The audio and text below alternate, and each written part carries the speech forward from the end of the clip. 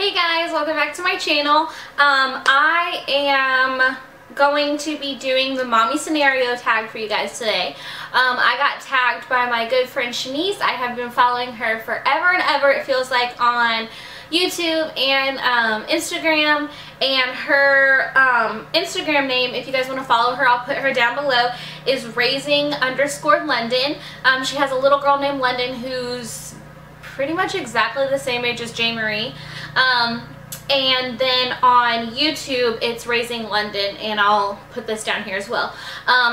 So there are 8 questions. I'm sorry, I'm going to be looking off my phone because I took a screenshot of her the questions or whatever from her page, and I'm going to be answering them that way. But it looks like there are 8 questions, and basically it's just like a scenario, like if this were to happen with your kid, then would you do this or that, or how would you handle it? So this is kind of cool. I'm excited about doing this, and yeah, so if you guys want to see my answers, keep watching. So question number 1, your kid is refusing to eat dinner. Do you stand your ground and demand they eat what you made, or do you make something else? J. Marie is a diva, so it kind of depends on the day with her, how she's going to be feeling, but I don't want my kids to be picky eaters. J. Marie is not a picky eater. She'll pretty much try or eat anything and everything. She's not a picky eater, so when she does act like she doesn't want to eat something or she's being picky, typically I won't be like, you have to eat this or blah blah blah blah is gonna happen. Sometimes I'll try the like, well, if you eat 2 more bites then you can get it down from the table or whatever thing. But if she's just like not having it, I don't make her something else. I don't ask her, oh, well, what do you want to eat? Nothing like that. She's not a picky eater. I'm not really a picky eater. I don't want her to be a picky eater, so if she's not going to eat it, then she's not going to eat. I'm like, okay, well, you don't want to eat it, and then I get her down from the table and let her continue on about her thing. And then sometimes if it's something that I really know that she really like genuinely enjoys eating and she was just having a little dramatic moment or whatever, maybe an hour later I'll offer her it again, and typically if I do that then she will eat, and if she doesn't then she doesn't, and that's perfectly fine with me. I typically will not make her something else. We eat all the same things. Like if she's having grilled cheese, I have grilled cheese too, or if I'm having like, you know, fish or salmon and rice and broccoli or whatever, she'll have fish, salmon, rice, broccoli, whatever with me. So yeah, that's how we handle that. Your kid has a meltdown. This is number 2. Your kid has a meltdown at the store. Nothing is working to calm them down. Do you leave and come back another time, or do you grit your teeth and finish shopping?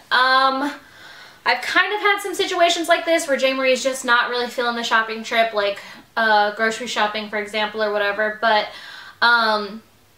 or I've been there for a little while and she starts to get a little bit bored of it or whatever, and she starts to act up a little bit. But I've never really had a situation where she's like so crazy that she's not listening to me, I can't contain her, and I have to leave. And I feel like if I ever did leave, I might leave to the car to like be able to like get her together and like tell her what I need her to do or whatever in a more like private setting without like all the other people around. But otherwise I'll just be like, do I need to take you to the bathroom? And if I have to, I'll take her to the bathroom and correct it there, and be able to talk to her, you know, how I would at home, a little bit more sternly, about her behavior and how I need her to, like, you know, get it together. We're almost done. We're about to be home.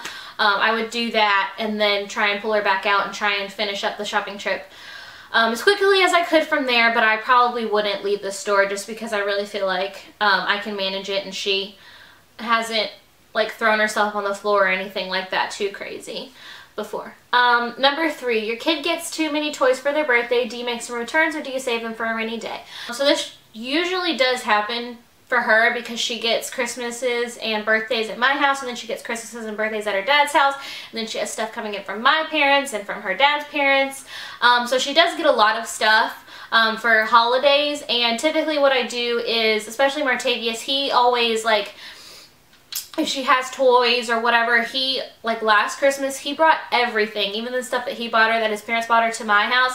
And then I kind of went through it and I decided what toys, you know, would be good here, and then I sent him back with the leftover stuff. So I'll do that, and then sometimes I'll save some of it, you know, for a rainy day. It's always nice to switch out toys. But toys, I've never returned anything that anybody's gotten her.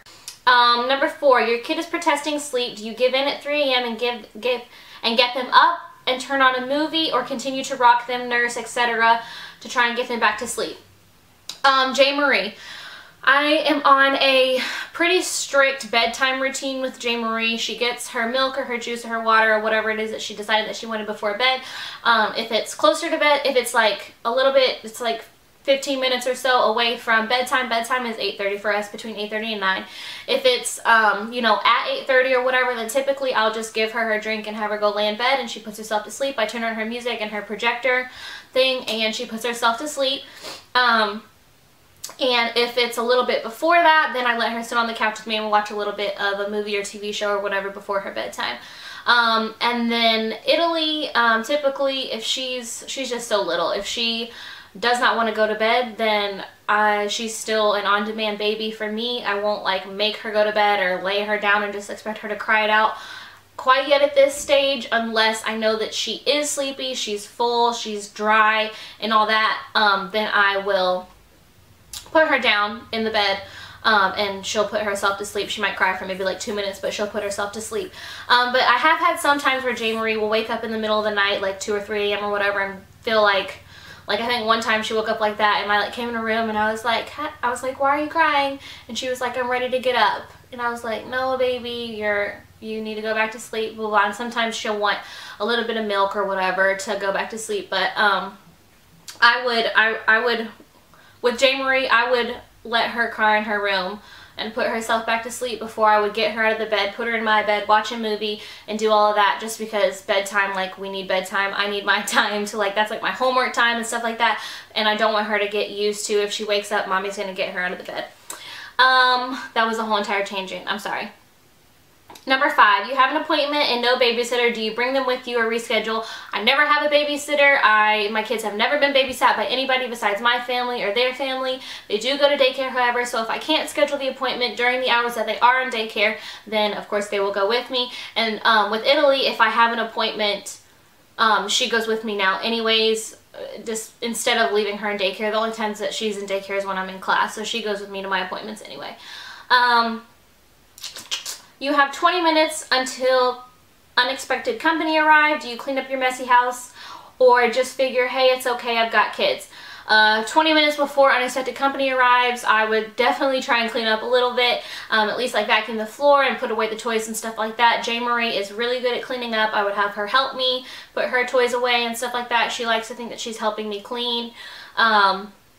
So I would definitely try and tidy up a little bit, but I mean, I have kids, and even if I tidy up, there's something always out of place anyways. And I saw this, actually this is funny, because I saw this picture on Instagram the other day, and it was like cleaning up your house while your kids are still there is like brushing your teeth while eating Oreos, and that is so true. So yeah. Number 7, you're running late and you only have time to do your hair and makeup. Which do you choose?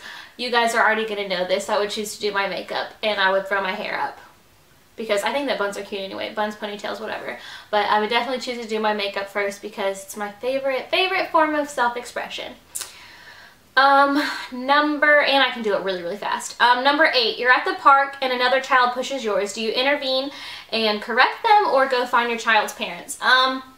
If I'm just at the park and another kid like pushes her down on purpose or whatever, and she's like crying a little bit, she's a little dramatic, I would be like, oh, let's use nice hands or something like that. I would try and like approach, I would intervene before I would go and get the kid's parents, unless it was like a serious situation where they like push her off a swing or something crazy, and then I would let their parents handle it from there. But I feel like if you're just saying like a general like, oh, let's use nice hands, oh, let's not push each other, okay, blah, blah, blah, I would, you know, I feel like that is something that I can handle. And I feel like vice versa, if J. Marie were to like push some other kid, I would almost prefer, unless like I said it was like a situation that clearly I needed to handle, I would almost prefer that they corrected her, just so that she's not hearing the rules and the way that, you know, one should act just from me all the time. I think it would be nice to hear it from another adult that's like, oh, hey, let's not push, blah, blah, blah, you know what I mean? So just so that she knows that is like a guideline for life, not just mommy's trying to tell you what to do, you know what I mean? So